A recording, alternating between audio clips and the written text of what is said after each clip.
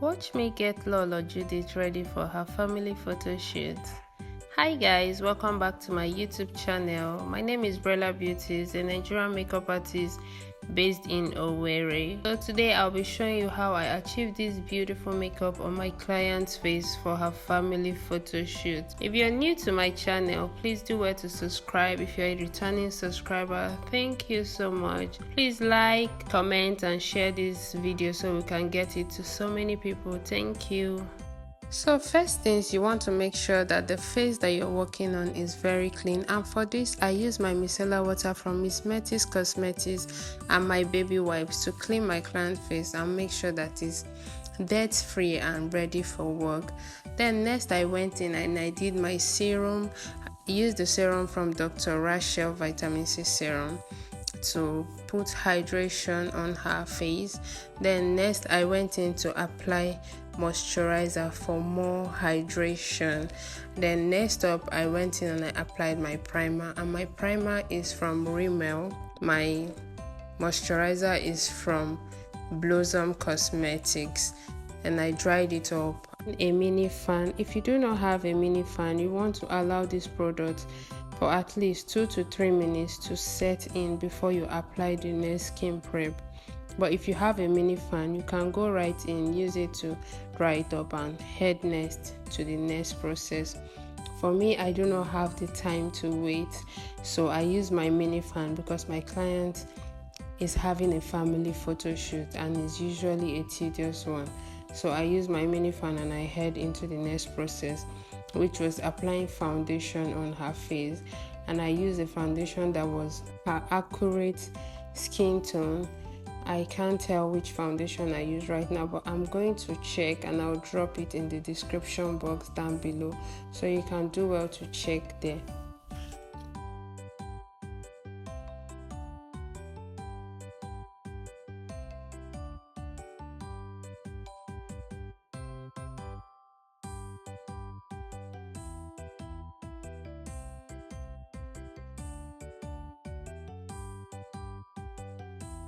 So next I will be applying liquid blush on my client, and for my liquid blush I used a lipstick shade from the Imagic lip palette. That was what I used. I mixed 2 shades together. So you want to make sure you blend that out very well. I also applied on the bridge of her nose to add warmth and dimension to her face. Then next I went in and I did my contour using the black opal foundation to do my contour. Then next I went in to do my highlight using the LA Girl Pro concealer in the shade that I cannot remember, but they will all be on my description box, so please do well to check it out, okay?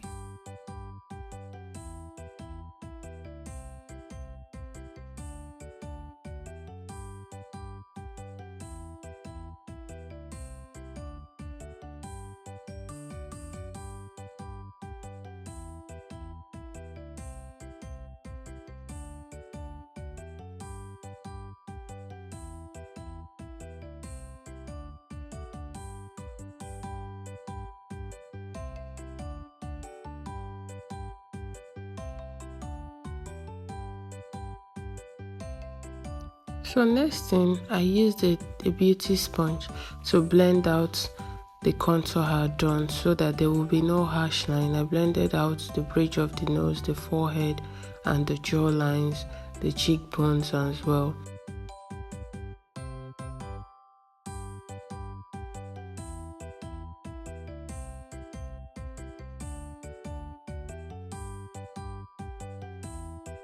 So next I went ahead to apply her highlighter. This is me blending out the highlights. I'm using LA Girl Pro concealer. The shade will be in the description box. I used it to also lift her face. I wanted to give her face a lift, so I usually do that with my concealer. Then I set with my setting powder. Then use my pressed powder to equally lift it more, to make it more pronounced. So this is what I was doing here, blending it because I didn't want to see any harsh lines at all or any crazing. So next I use a pressed powder to set the concealer work I had already done under the eye. If you know you want to achieve a flawless under eye, first thing you want to do is blend out your concealer very well so that there are no harsh lines, there are no creasing. Then you want to use a pressed powder to set it first before going in with your loose powder. This way you are not going to have any flashback when taking your pictures or videos. So next I went in with my powder blush to set the cream blush I had done previously. I basically set everywhere I did the cream blush. So you want to pick your blush and then dust out the excess before going on to set the blush.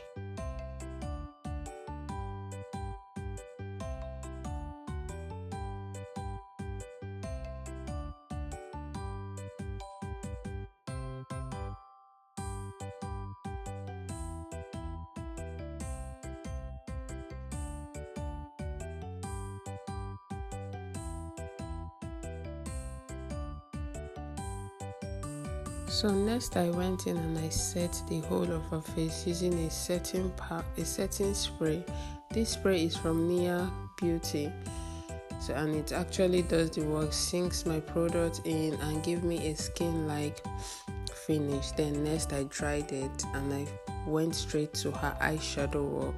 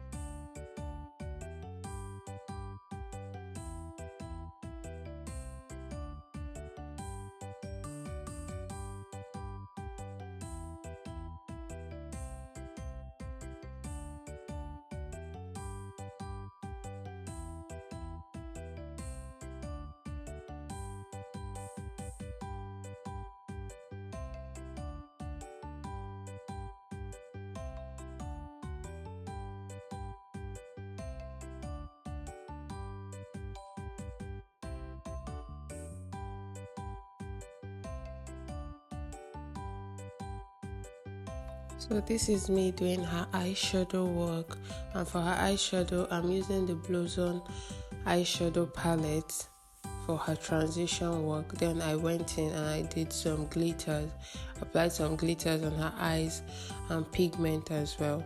The glitters and pigment are from MK Glitters, and you can tell that it's looking absolutely gorgeous.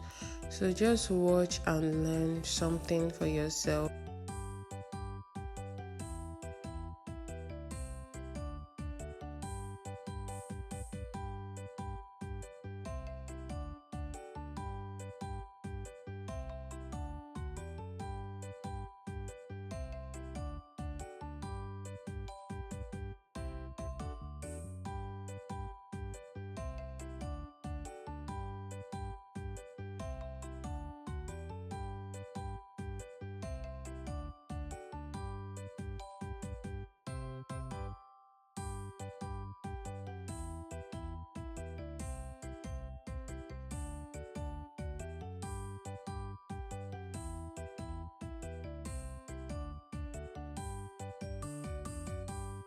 So next I lined her waterline using this green pencil. I think this green pencil is from Jordana pencil. I think so. I'm not so sure because the name is no longer on the pencil, so I can't remember the brand this pencil is from, but it's so pigmented. I use it to line her waterline. It's actually green to complement one of her outfit. Then next I went in to do her brow work. At this point, I had to stop for my client to catch her laughter. She was having a very soothing conversation with her sister. I usually don't get involved in my client's conversation. I feel it's unethical. I don't know for other moals or for other vendors, except you've developed some sort of relationship with your client, and even at that, it's not all conversation that you should get involved in, except the ones that pertains to you or you know your client wants your opinion about it.